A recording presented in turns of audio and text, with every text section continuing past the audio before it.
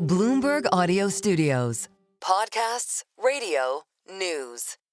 Good morning. As we speak with Andrew Cuomo, he's a governor of the Empire State. He's running for mayor here in a contested primary to get to the election November 4th as well. Let's get the disclaimer out of the way. Go. We should say that Michael Bloomberg is a former mayor of New York and the owner of Bloomberg LP and our radio and TV enterprises. All true. At Bloomberg. At Bloomberg 1130. And we say again, good morning. I want to begin with my family. I'm a Kodak brat from Western New York. Yep. And I remember, it was like in Mary Poppins when the weather vane changed there. I remember, this is years ago, and a guy who was in the Pittsburgh Pirates baseball organization, it was a fractured New York City, a fractured Empire State. And your father in the middle 80s pieced it together again. I give the clearest memory of Republicans and Democrats in Western New York going, who is this guy? How are you going to piece together a fractured New York City? Yeah, it's a very good question. When my father took over at that time, the big fracture was upstate versus downstate. Yes, right? You lived it. Yes, we lived it. And upstate for non-New Yorkers, primarily Republican, leaning conservative. New York City at that time, very, very liberal. So that was the big divide. Now it's basically within New York City, and it's really within the Democratic Party. I mean, we have the Democratic-Republican schism, obviously, in New York City, but the Republican Party is relatively small in New York City. But we are working through this. What is the future of the Democratic Party post-Trump? And that is playing out in New York City and cities across the country. I'm going to give you a vignette. My Bentley was in the garage today. I had to take Uber to come into work. My driver is Dominican Republic, barely speaks English. He was so pleased to talk to me about you. He said, I'm voting for Andrew Cuomo, and this was his exact language. I am a Democrat conservative. I want to go back to Javits, Ed Koch, all of them. How does the conservative Democratic Party, that Dominican Republican driver, how does it move forward out of this primary where the liberals, the progressives, have been so dominant in the verbiage? Well, this is what's interesting. I was a crazy liberal all my life, right? My father was the son. My father used to tell me that. Yeah. I was the son of a crazy liberal and a crazy liberal. But the progressives have gone so far. First of all, I disagree with the word progressive, right? Like it's a new phrase that they coined. FDR was a progressive. My father was a progressive, right? So it's not a new term, but they are so far to the left that they have eclipsed what were traditionally progressive, liberal, use your word, ideology. And it is unrealistic, and it is counterproductive, and that's what people are starting to find out, especially in this environment. You know, post-COVID, cities are going through a crisis. Another hat, I was the former HUD Secretary, Housing and Urban Development under Clinton. And cities have gone through transformations over time.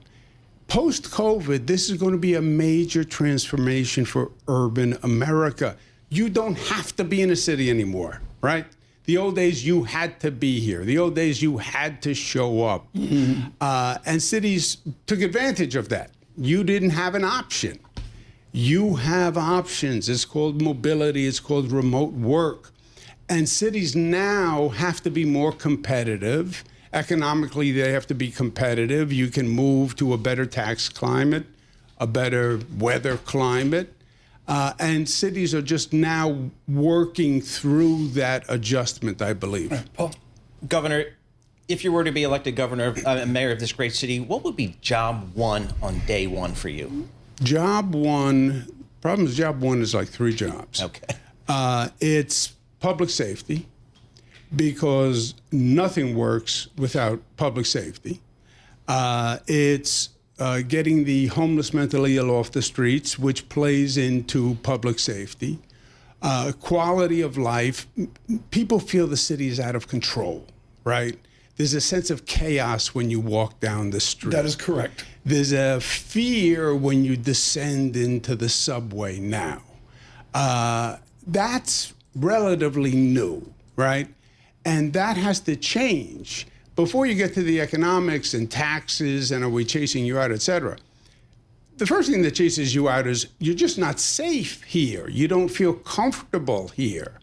And I think that's the first crisis. Well, then to follow on from that, and talking to Laura Namias, our lead on this, Jessica Tisch gets high marks. Can you give Jessica Tisch high marks in her early months of running NYPD? Oh, she's done a very good job. She has done a very good job. Can you say, do you reappoint her as that, or do you have someone else in mind? We got to make some news here. Yeah, we have to make some news. I am not in the, I don't believe in saying who you're going to appoint, who you're not going to appoint. This kind of arrogant until you get the job. I can tell you, I think Commissioner Tisch is doing a very good job. This stability. We went through a number of police commissioners. Each one brought their own tumult and their own transformation. Jessica Tisch is steady. The NYPD feels steady. But the NYPD alone really is not going to be enough to restore to people the sense that I feel comfortable in New York City. It's worth my paying the premium to live here. I pay a premium to live in New York City. Right. I'm paying high taxes, but I get X, Y, and Z. And Paul, we just heard that from Charles Cantor. Exactly right. On the Upper East Side. You mentioned the subway here, the MTA. I don't know. I've been riding this subway for 35 years every day. I tell people the only thing that's changed in 35 years, the cars are now air conditioned. Everything else is the same, which is a good thing. That's a compliment. It gets millions of people around the city every day. However, as governor, you said the city should pay more for the MTA. As mayor, how would you manage the MTA? Because we've got congestion pricing. We've got a big shortfall there. How do we keep this subway riding safely, efficiently? The first step on the subways is safety, quality of life, getting the homeless, mentally ill off the subways. That's what frightens people. Not just homeless people. Urban environments have homeless people. These are homeless, mentally ill people that threaten individuals, or their presence is threatening. And that has to change. Now, you're right. Right. Was it as bad as it was back in the early 90s? No, but a lot of people weren't here in the early 90s, right?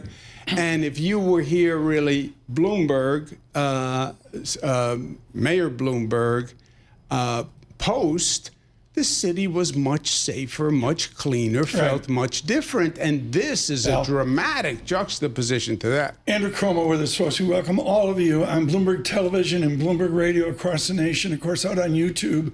Good morning. And, of course, on the nation, Sirius XM, channel 121 as well. We're trying to get him to stay for 2-3 hours. He's saying, yeah, maybe I can't. But we're going to have a good conversation here with the former governor. I want to get this out of the way right now, and it's on all the allegations of this, that, the other, the COVID stuff, the sex stuff, and that. Let's just get it out of the way so we can move on. The fact is, it's reported you've gone after, not gone after in a collegial way, I'm going to say, you have your own litigation, your own lawsuits. These are all distractions if you become mayor. And the floating out there is the idea, okay, now Mike told me once mayor's a 28-hour-a-week job. I don't know if that's true or not, but let's say it's a full commitment to be mayor.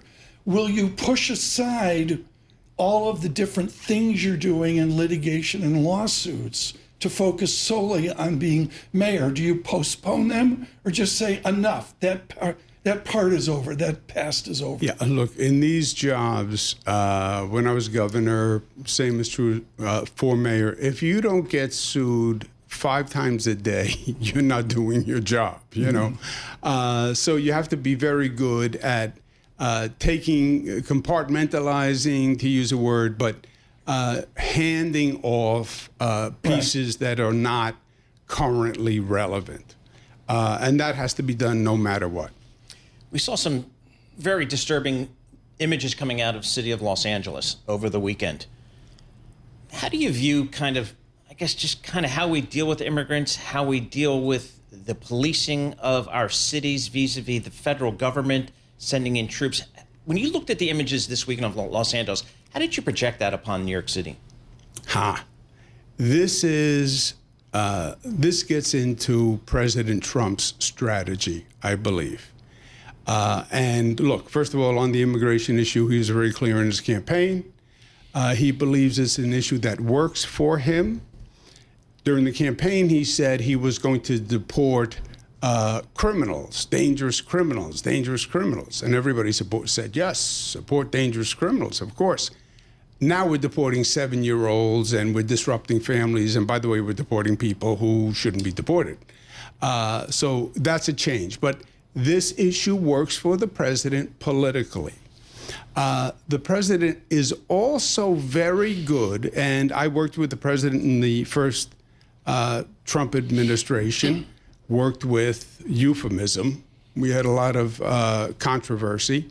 But this is a different tempo for him. Wayne Gretzky, skate to where the puck is going to be, not where it was. The Democrats have to adjust. They are skating to where the puck was. This immigration issue, in some ways, is a distraction from what Trump is really doing with cities, which is cutting the budget in a way that is so dramatic that you could really cause major difficulties for urban areas. Governor Cuomo, pro tip. When you're going to talk a hockey, you're in a mayoral race. You pick Jean Rattel or someone like that with the New York Rangers. You don't go with Gretzky. Andrew Cuomo with us here as we look at this mayoral race. Okay, Robert Kuttner, no friend of yours, writing in American Prospect. He says, did Cuomo peak too soon? You've got the tensions of the primary. If you take the primary, the tensions of a general election with different independent candidates, and that is the present mayor in the back pocket of the president of the United States. And if we get LA, as Paul mentions, here, can you imagine this? I mean, I'll let you pick the geography, Governor Cuomo, but the present mayor of New York, can he protect the citizens of this city, given the relationship with the president after what we've seen in LA? Short answer, no. And let's remember how extraordinary these issues, what's happening in LA. This is the exact reverse of what normally happens. Normally, it's the local government that makes the decision on how to handle an emergency and calls on the federal government. So a mayor or a governor would call on the federal government and say, I need help, please send the National Guard, or please send in additional federal help. I don't believe there's been a time where the president has sent in federal troops. You'd have to go back to like the 60s, and President Johnson and Wallace, right? That's how far you have to go back. So this is Trump being Trump. This is Trump on this issue of immigration. I'm muscled. It's law and order. These cities, these Democrats, they're filled with illegals, and I'm going to come in, and I'm going to come in hot and heavy. He started in L.A. It will happen in New York. It will happen. He knows the formula, right?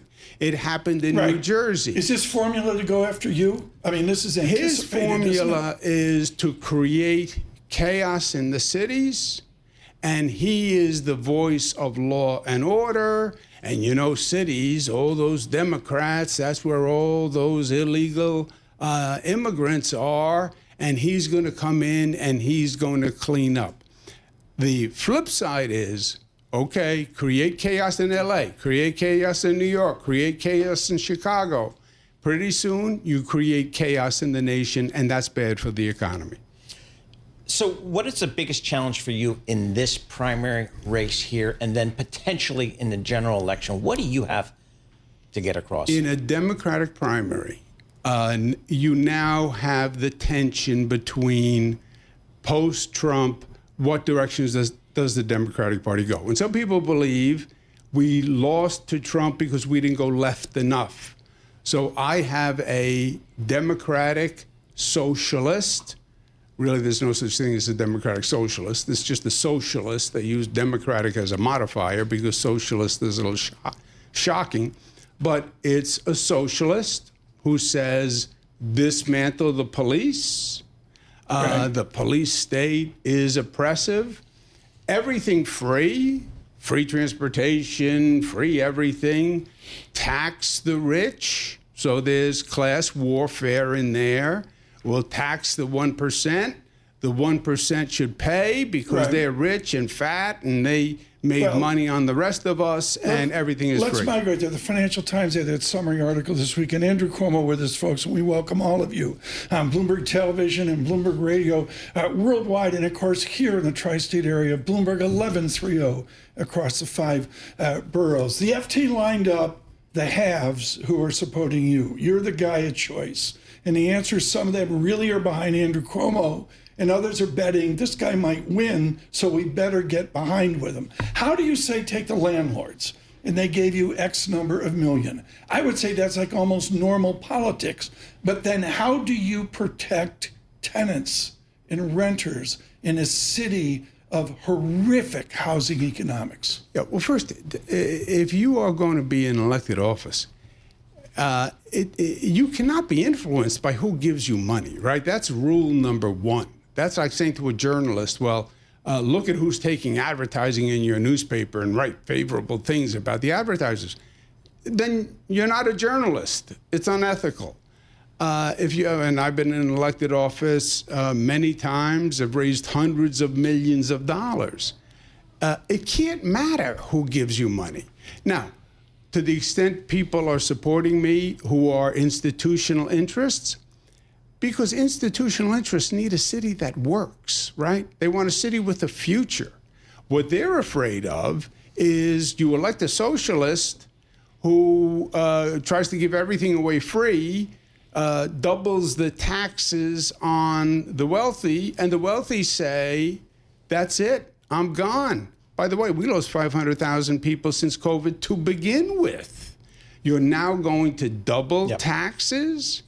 And people will say, I'm going to Florida, I'm going to Texas, et cetera. It's not worth the premium, especially since the quality of life has deteriorated. And I'm afraid to get on the subways. So why would I pay the premium to live here when I'm not getting the benefit of living here? I'll go to Texas, I'll go to Florida, I'll come back a few times a year. I'll see a play. I can hire a private jet with the tax savings. That's what we have to worry about. Governor, speaking of Trump's relationship with city mayors, President Trump's Justice Department is investigating you over allegations you lied to Congress about COVID. You said that that's politically motivated, but how afraid are you of the possibility of getting indicted, perhaps even arrested by the Trump administration? That's got to be on the table. Yeah, no, this is a joke. This investigation is a joke. But there's no doubt that Donald Trump uses the Department of Justice and the justice system as one of the tools in the political arsenal. When I was governor and dealt with Trump in the first administration, he investigated me twice with the Department of Justice. That's sort of like his left jab, just keep throwing it out there. I want to go back here, and I want to get back to the primary, the election at hand. Laura's saying, okay, all this big picture stuff is great. You got to win a primary. You got to get on to the election. How about 1977? Folks, this is New York City in the 5 boroughs. Bella Abzug took Manhattan. Abe Beame took Brooklyn. Badillo took the Bronx. A guy named Cuomo took Queens and Staten Island, and Ed Koch won. That's how nuts New York City is. Which geography right now is most critical for you in the 5 boroughs for you to take this primary? Yeah, it's interesting. Back in 1977, the boroughs were more homogenous and sort of class-oriented. That has changed over time. The basic division is you have younger, more activist, more progressive, if you will, voters who identify as socialists. They will say, I am socialist. I say tax the rich. I say everything should be free. Palestine factors in there. Right. And that's one demographic. And then you have a second demographic, which is a little bit older,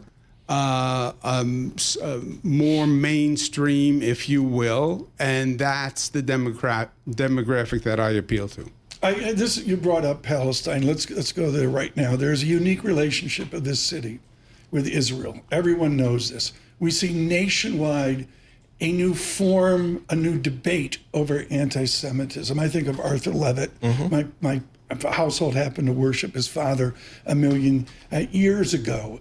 Explain to me your relationship with Israel as mayor of New York City. How will that be distinctive given the horror that we see in the Levant? Well, it's a great question. And it is unique to New York, I believe. If you grow up in New York the way I have, the Jewish community is such an integral part of New York, right? New York is not New York without the Jewish community. Jewish community started coming to New York in 1650, 100 years before the other immigration groups, and they have been in major institutions. So you grow up with the Jewish community. I have two brothers-in-law who are Jewish. My son-in-law is Jewish. It's that close a connection. And I've been 100% supportive of Israel. My father was before me. I've done numerous trips to Israel.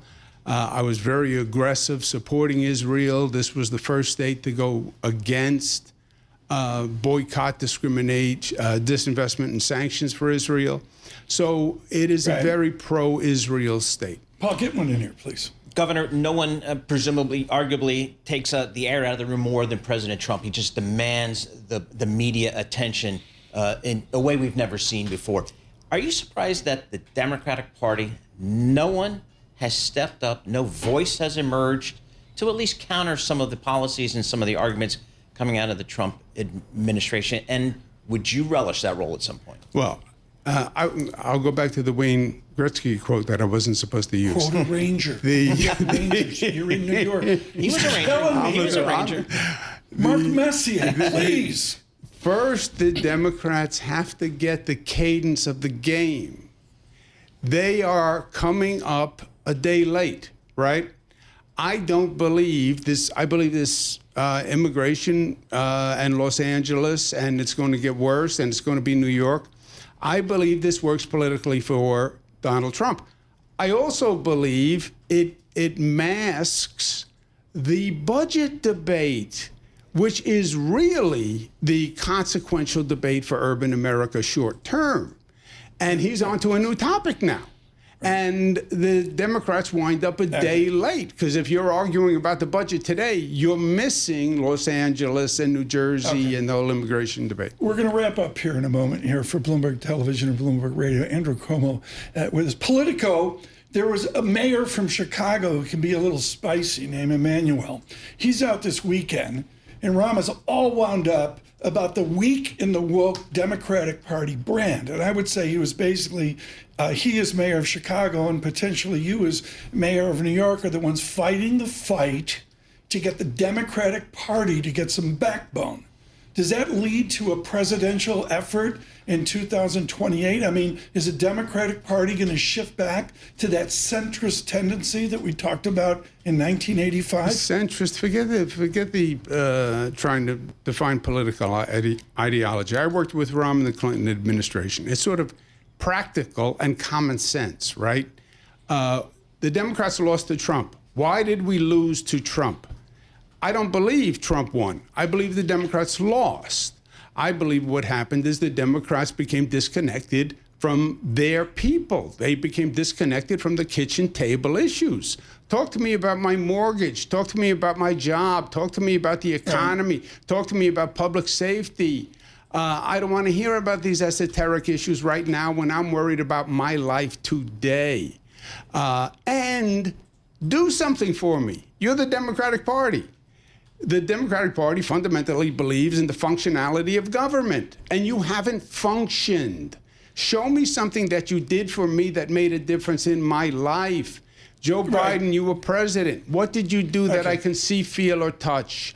That's where the Democrats blew. Paul, this is so important. I want to get back to some of the basic stuff Paul was talking about. I mean, day one, the congestion tax. Day one, bike lanes. Day one, nobody can afford to live in this city. What's the day? Paul asked us earlier. What's your day one mandate to those kitchen table Democrats, independents, and disaffected Republicans? What they're saying first is make me safe. I'm afraid to take the subways. And I haven't felt that way in 15 years. Make me safe.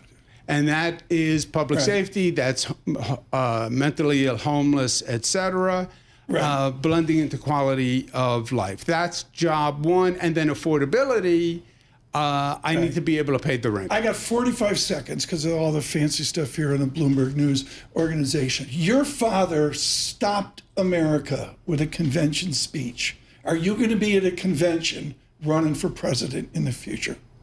I'm running for mayor, and that's enough.